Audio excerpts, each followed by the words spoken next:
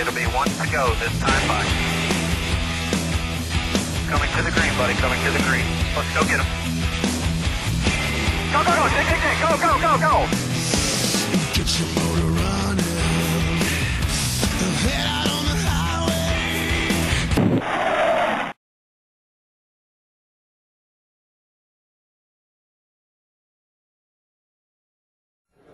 Well, I've had a lot of success at Charlotte. Fortunately, it's been good success. We've had truck wins, nationwide wins. Have yet to win a cup race there, but have run strong and feel like this could be the year that we could try to win one. So, it's been fun. I love Charlotte. I love Lowe's Motor Speedway. It's a great racetrack. It's one of my favorite racetracks to go to, and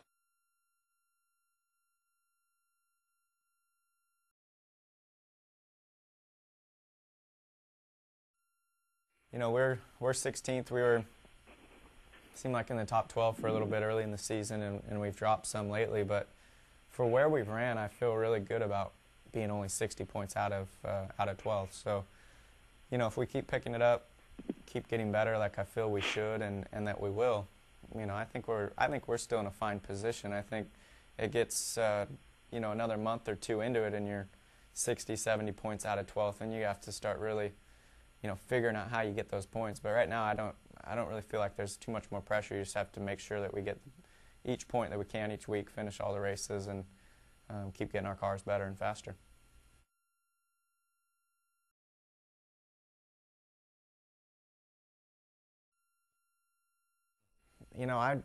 When Ray was still around, he passed me in I forget what it was, like a power bar or some type of bar during one of the cautions about halfway through the race. And the first year I got it and I kind of put it aside. I just didn't feel like eating. And the second year he's like, just try it, just do it. And I ate it, and it was night and day how much better I felt for the next 100, for the final 100 miles of the race. And so I think, having something there 400 miles in or so, plus the water and the Gatorade and things that you're drinking throughout the races, really helps, just being in the car for 5.5 hours. And other than that, it's just a normal race to me. We have to go through a lot of things with the, usually starting it's sunny out and hot and the track temp's way up, and when it ends, it cools off, the track temp's down, and there's a lot more grip in the track. So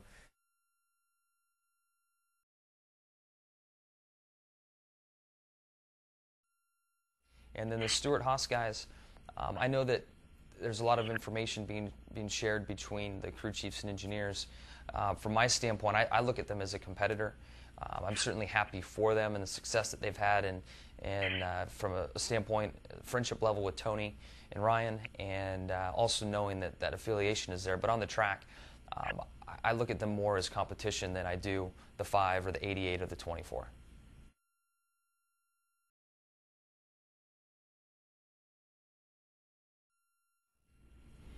I think more than anything, when they resurfaced the track, it made the track much more forgiving, and the setup that worked so well for us didn't give us an edge at the track. The track was real rough, abrasive in our shock package, and the line. I also feel that a big part of our success was there's a must-take line in 3 and 4 that I could always set our car up to run, and as soon as I would hit that spot, I'd fly through 3 and 4 and could pass 2 cars at a time sometimes through there. So with the new surface, it changed the track, and it also took away that edge, and I think made the track a little bit more forgiving in some respects. It's been tough to get a comfortable tire on the car at the speeds we've been running. I think we're there now, but the speeds are so high that, and because the track they did almost too good of a job repaving the track, and it took away that advantage that we had.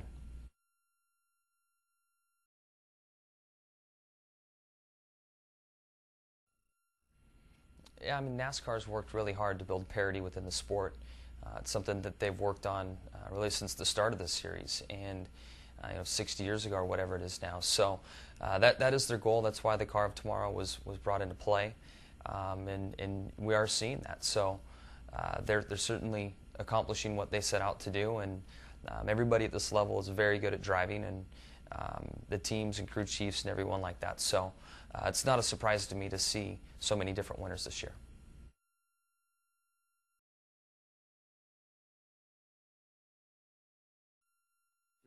I know we live in a world where we'd love to see shorter races, but I think it is really special for our sport and unique for our sport to have a 600-mile race.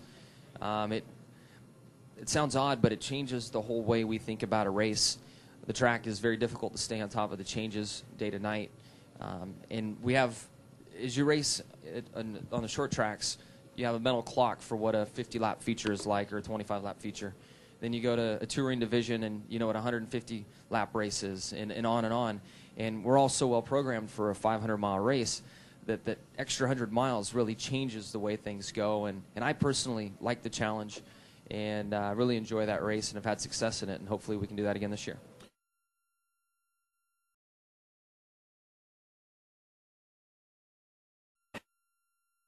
You know, we always run well in the Coke 600. Yeah. It'd be a great one to win. That is a long, hard race. You know, and when your spotter says, "Okay, that's halfway," that's one that you just can't believe you're only halfway. So hopefully my fitness pays off there. But a lot of these guys are really in shape, and it's gonna be tough.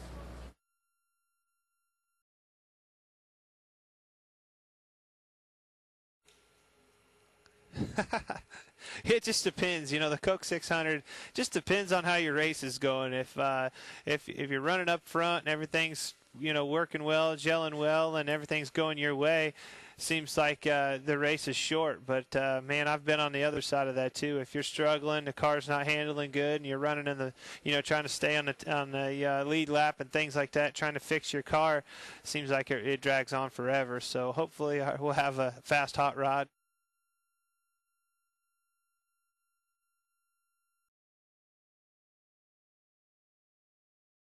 But it's a 600-mile race, and you feel that extra 100 miles. But it's unique because of the length, and having it once a year is a great a great feather in our cap for our sport, and it's a great racetrack for it to be on. Charlotte does a good job of holding that race, and it's a dramatic race. A lot unfolds throughout them 600 miles. This is NASCAR Newscast Weekend Preview Edition.